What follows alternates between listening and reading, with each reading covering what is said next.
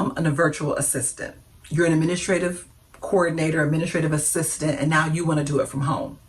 Congratulations. You know, I already feel like you should do it. I've shared in the past that you have to come up with a plan, and the key would be to write it down. And at this stage, you've probably done that. So another piece to the puzzle becomes, as you're starting this business, what are you going to name the business? I'll be honest with you. That is very important because that will help with all the rest of the things that you're going to have to do. Your website, your email address, and please get a G Suite account. Please don't come in here with so-and-so-and-so@gmail.com. It needs to be your name at the name of your business.com. Please use G Suite. G Suite says, I'm a professional. Please, if at all possible, use G Suite. And I'm not even getting paid to say that. I'm just saying, use G Suite. So naming your business is going to be vital because you don't want a name that, first of all, no one can pronounce. You want a name that people will attach with what you do. It will say something about what you do. You will hear all over the internet, all over YouTube, all over social media about branding, branding, branding. It's very difficult to brand in a way when people can't even pronounce what the name of your business is. Now, I'll tell you honestly, my business is called NKK Services. Why? Because I provide services to clients. I am an administrative assistant and I can care for their needs from a business perspective.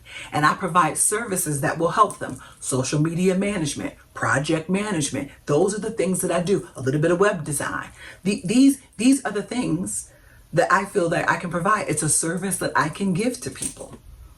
Now, I named it NKK Services. Why? Because of my 3 nieces, and those are the letters of their first name. What I have found in total honesty and just being transparent, I will tell people I have a business, NKK Services. And the very next thing is, what is that? So I go into a full, this is what I do. Now here I am, 4 or 5 years later, after starting my business, realizing the importance of the name of your business. That way, you don't have to fully explain what it is.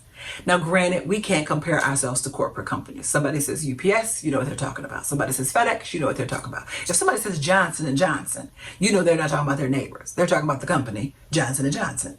Well, those things, of course, become synonymous because, of course, they're large brands. But when I'm sitting and talking with someone and I say, oh, what do you do? And then they might begin to explain it. And then they give me the name of the business. Sometimes based upon what they've named it, it really sticks. I remember. But then there have been instances where people have given me the name of their business and I'm just like, how do you spell that? So I share this to say, name your business appropriately. However, at the same time, I want to be truthful. I still, to this day, to be honest, love the name of my business. Why? Because I am crazy family oriented. And I love my nieces and my nephews. Period. End of story. And my business is not all that large. However, I have found that it is better that people fully appreciate what I do. So I probably could have named my business something else. But at this stage, it exists. I've already paid taxes for several years, so I'm going to leave it the way it is. However, I did come up with a side business, and when I named that one, I made sure that it made sense to what I actually do. But that is a complete and total side thing I have going there. In any case, that's what I thought I would share with you today. Remember, naming your business is important. And what you name it will be what it is called from henceforward. So name it correctly. Pick a name that's going to work. Pick a name that will work with your email and with your web address. There's a lot that goes into starting a business. And believe you me, it can be done and you will do it. Until next time, my friends.